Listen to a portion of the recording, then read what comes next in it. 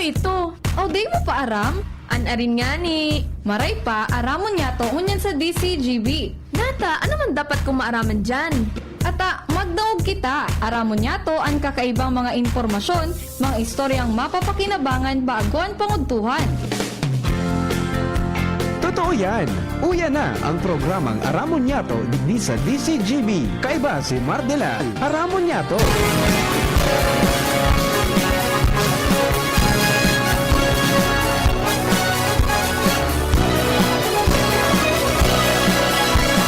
Kabayan, dapat mo malaman na kailangan mo maintindihan ang usapan na may kinalaman sa iyong kapaligiran. Gaya ng aming sinabi, makinig ka dito sa inyong bahay, makikaming dito sa programa Mardela ating kasama. Pagtinggan natin si Mardela, samahan natin si Mardela. Sa balita, issue at sa komentaryo, kay Mardela tayo ay panalo. Mga tugang, good morning. I'm gonna knock on your door, ring on your bell, tap on your window too. If you don't come out tonight when the moon is bright, I'm gonna knock and ring and tap until you do. I'm gonna knock on your door, call out your name, wake up the town, you'll see. I'm gonna hoot and howl like a lovesick child until you say you're gonna come out with me. Hey little girl, this ain't no time to sleep. Good morning, Luzon, Visayas, Mindanao. Ano man po sa inyo pinag-iibo sa ngunyan? Sana po ay okay ka mo. How can I Ini po ang programang Aramon Nyato. Ngunyan pong aldaw na inin Webes. be down? Petsa 13 na. Knock Sa bulan ka na Marso 2025. on your window. Medyo lipot na pong iribanan. Tatapag alas 11. Papasok po yung ating mga kaibigan from DNR Regional Office number 5. Para po sa programang Kapalibutan. Tatamanon ta every Thursday po yan. 11 to 12 noon.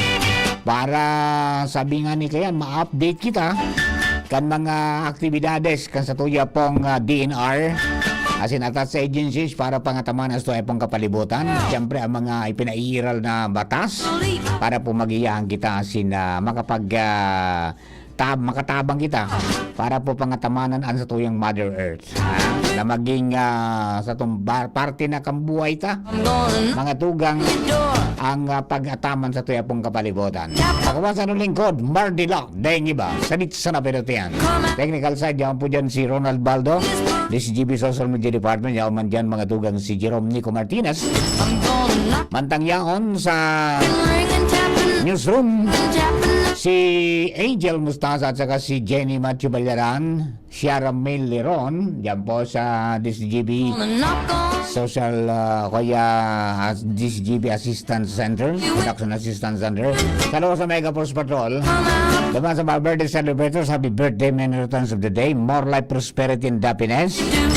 Good morning kay Gerald Aranya, kay Ma'am Daisy Madrid, good morning. up the town. Sabi ni Gerald, God bless you all over the world. Belated happy first birthday sa pamangkin kong si JC De La Dia Aranya, dyan sa Piñaranda, Legazpi City. Just say Iway niya po. Okay, sige po.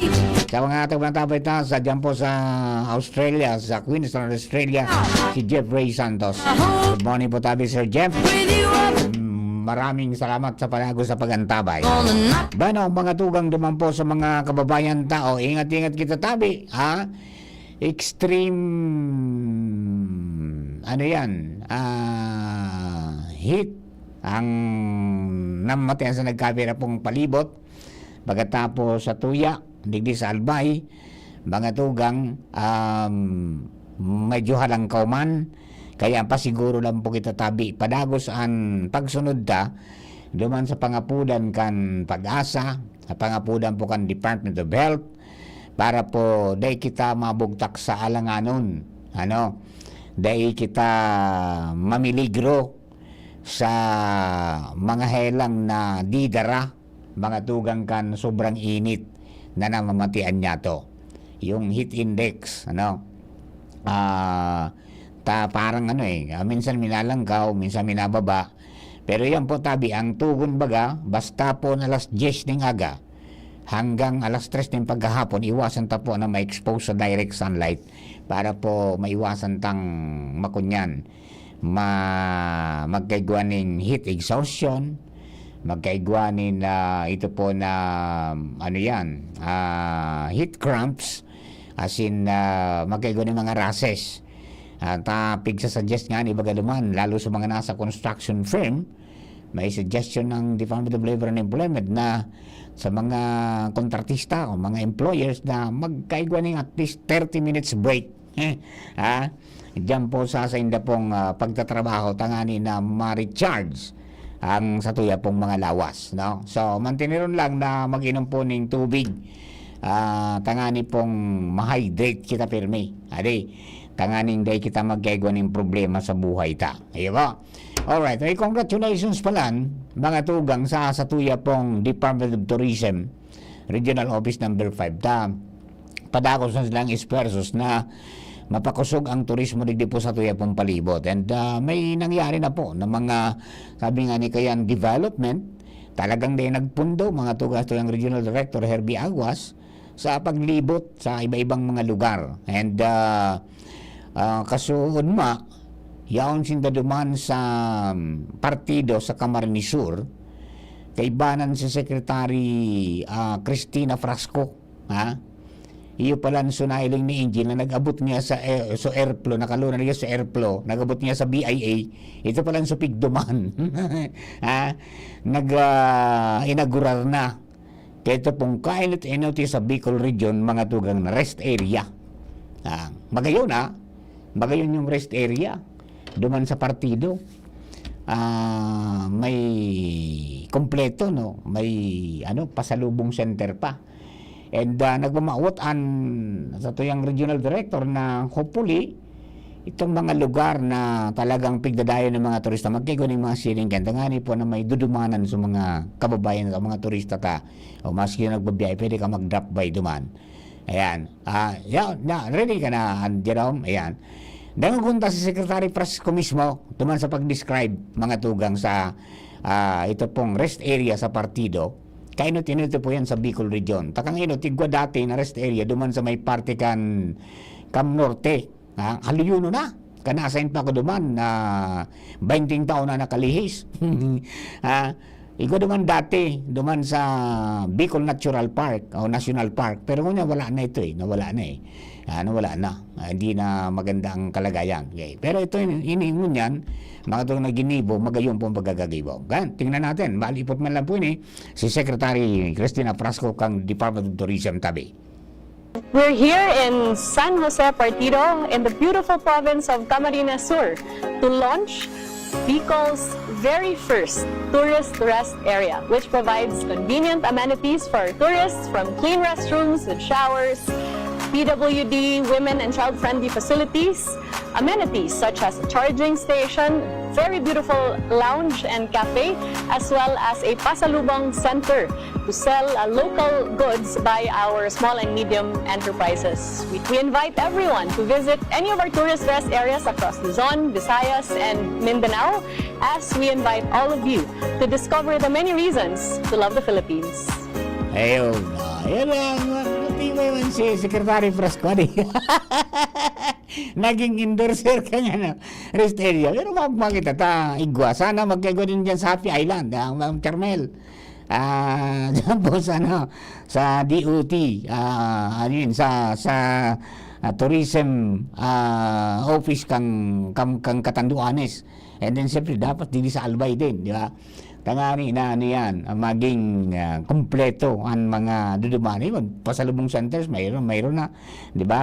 Although, digdi po sa tuya, ang Kamalig is nakapag-establish ang mga tugang nin sarong parang tourism hub na pwede kang pumunta doon at makabili ka ng mga products po nila dyan. Okay? So, padagos na lang po yan.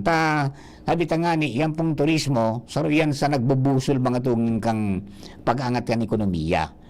Nakapagtaon ng empleyo, tapos nakakapagpagayon kan sarong lugar, as in nabubusol na talagang mantinirong tang sa tuyan pong kapalibutan because of igwa kitang pigataman mga tugang na lugar para po pasyaran, as in ipromotir sa tuyan pong mga kababayan, mga dayuhan man o kaya yan po na mga lokal na mga turista.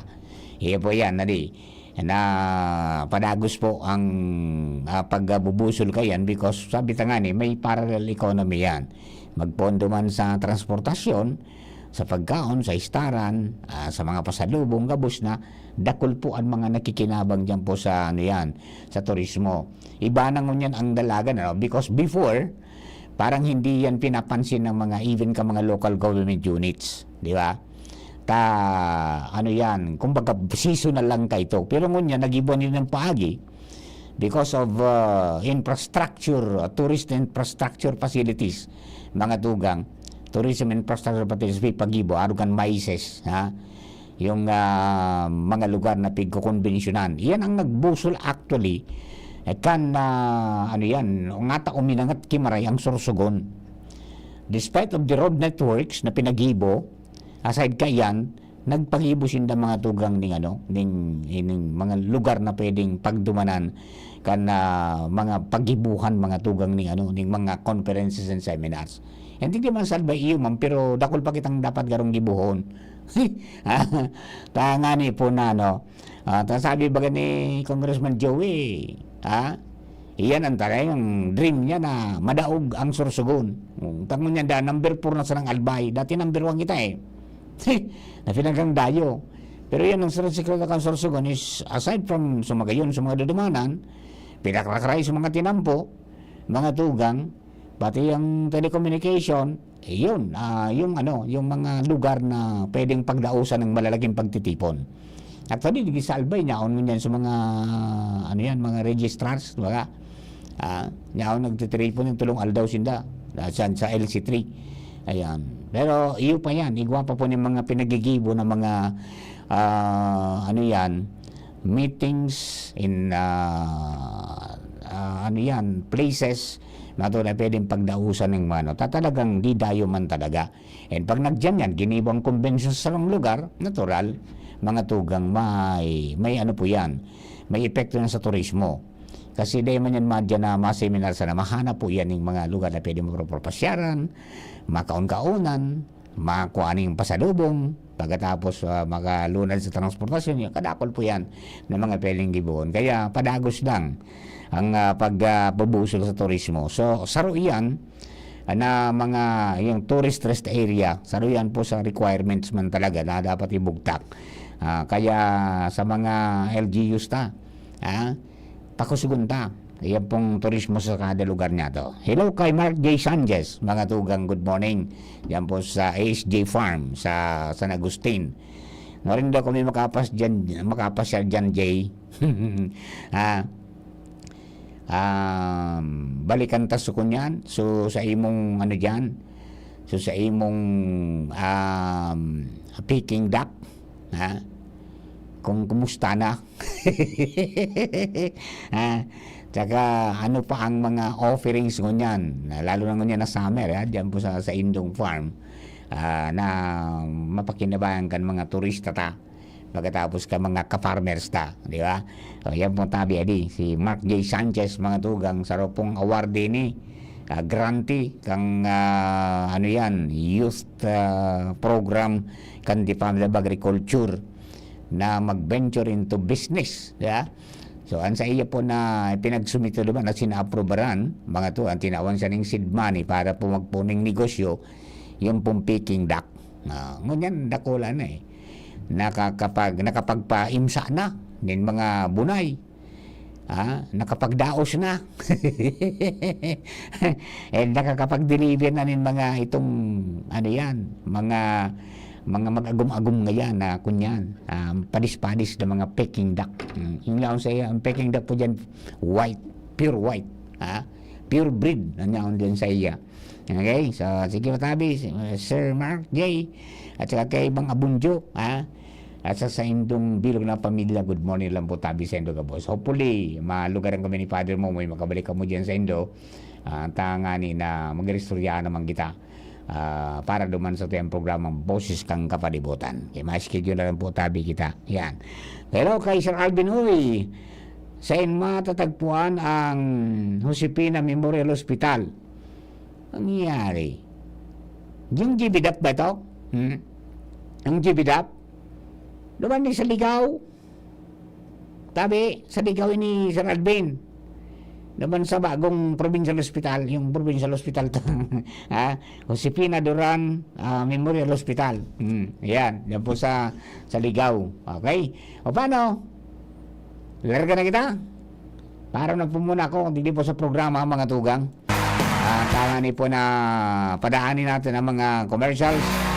And then after the news break, nakapag-start po ning tama sa oras man sa pong mga amigo, amiga dyan po sa DENR Regional Office number 5 para po sa programang Kapalibutan Ta at Tamanon Ta. In just a short while po tabi. And doon boss, mga nagbilog na tropa, ini po si Mardela Daingiba. Thank you for giving us company. God bless the Philippines. Abangan sa Radyo DZ